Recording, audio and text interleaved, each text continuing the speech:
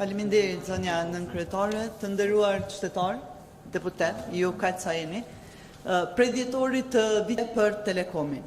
Pra, Telekomi po jep pa pare gjithë atë në cilën ka investuar, ndërkaq The Mobile po vazhdon të fitoj para duke shitur produktet me çmime sipas shefit të vet dhe pa asnjë obligim e pa përfshirë koston e valës në çmim.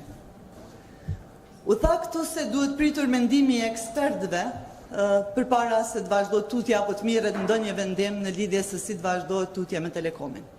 Por është mirë të na thuhet se kush janë ata ekspertë, cilët janë emrat e tyre, sepse në secilin komision të ekspertëve të formuar deri më tani, vendimi ka qenë gjithmonë në favor të Dardafon.net dhe në dëm të Telekomit. E kur jemi te ekspertët, unë do të lexoj tani një letër të një ekspertit, në fakt ekspertit më me përvojë në telekomunikacion, ish zyrtarit të agjencisë OKB-s për komunikimet elektronike, profesorit Ismet Hamiti. Deputeti Arber Rexha e lexoi letrën e parë pazar të profesor Hamitit, i cili ka adresuar shumë herët shqetësimet e tij në lidhje me atë se çfarë po ndodhte në Telekom. Dhe unë do të lexoj letrën e dytë pazar të adresuar për prokurorit të shtetit me 20/12/2017, në të cilën për fat të keq prap nuk ka pas reagim. Kërkesë për veprime urgjente për të mbrojtur interesin publik. Zoti krye prokuror, prokuria në krye të secilës jeni ju, nuk është e interesuar të hetoj krimin të cilin e denoncova një vit më parë në letrën time të hapur drejtuar juve dhe të publikuar me titullin Letër Pazar. Në këtë u binda pas dëshmisë para prokurorit të gjykatës speciale javën e kaluar, gjatë së cilës kuptova se kjo prokurori ka zgjedhur të merret jo me krimin në tërësinë e tij, por vetëm me një hallk të krimit. Kështu kanë vepruar të gjithë paraardhësit tuaj, të cilët janë marrë vetëm me një hallk të këtij krimi, me synimin që edhe për atë hallk keqbërësit të përfshirë të nxirren të pafajshëm, ashtu siç edhe u nxorën. Gjatë dëshmisë, u binda se është duke u zbatuar e njëjta recetë, tashmë e provuar nga paraardhësit tuaj për të nxjerrë të pafajshëm një grup tjetër keqbërësish e për të lënë të qetë të gjithë të tjerët. Për më tepër, gjatë dëshmisë së javës së kaluar, konstatova se prokuria ka shkuar edhe më larg se paraardhësit tuaj. Ajo jo vetëm që synoi të amnistoj një grup keqbërësish të një hallki tjetër, por ajo synon amnistin e të gjithë keqbërësve e hallkave të mëhershme të këtij krimi, me arsyetimin se na paska një vendim të plotfuqishëm gjykate për këtë rast. Dhe se disa hallka të hershme të këtij krimi na qenë të parashkruara për shkak të kohës së gjatë që ka kaluar.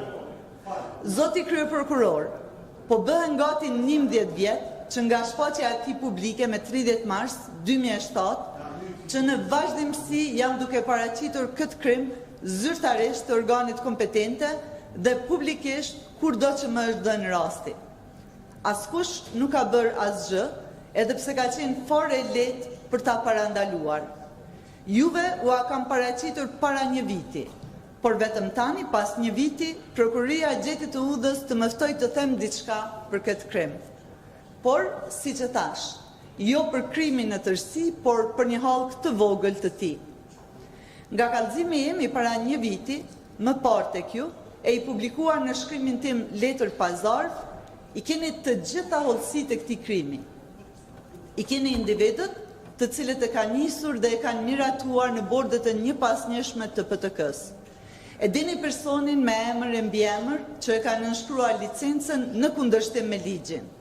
E dini personin që e kanë nënshkruar kontratën. I keni zyrtarët e lartë që e kanë mbështetur këtë krim. Qoftë duke mos bërë asgjë për ta penguar e qoftë duke arsyetuar atë në kuvent. I keni të gjitha. Në kallëzimin tim nuk janë vetëm emrat e individëve që qëndrojnë prapa këtij krimi, por ata i dini ju dhe i dini gjithë publiku ynë. Nëse nuk i dini, unë mund t'u jap një ide se kush mund të jenë. Janë ata që më parat e këtij krimi e lagin fytin kur do që ju thohet. Blejnë vota kur ka nevojë, blen deputet në shitje, blen individ që ju duhen për të kontrolluar çdo gjë në këtë vend, e tjera, e tjera. E parat që kanë në dispozicion janë shumë. Janë mëse 30% të hyrave të valës.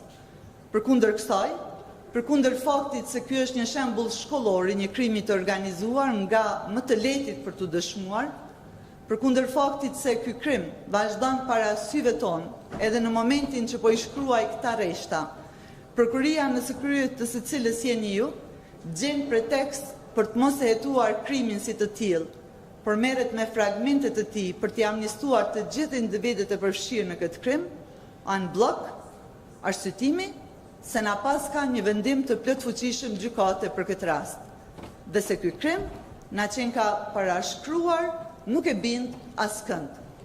Si mund të parashkruhet një krim, pasojat e të cilit janë e dëmi që është duke ju shkaktuar interesit publik për shkak të këtij krimi është kolosal.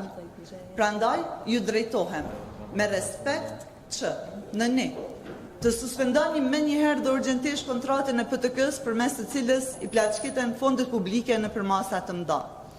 Dhe të ndërmerrni krejt çka është e nevojshme për të hetuar krimin në tërësinë e tij, që do të provonte se kjo kontratë është produkt i krimit të organizuar ashtu siç është.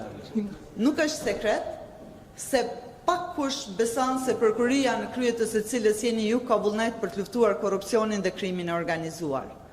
Ndërmarrja e veprimeve që u sugjerova do të kthente sadopak besimin e humbur në prokurorinë dhe në juve personalisht si kryeprokuror. Ismet Hamiti me 22/10/2017. Dhe çdo fjalë e kësaj letre qëndron akoma edhe sot. Jo vetëm se nuk është hetuar asgjë në këtë drejtim, por po vazhdon me të njëjtin avaz.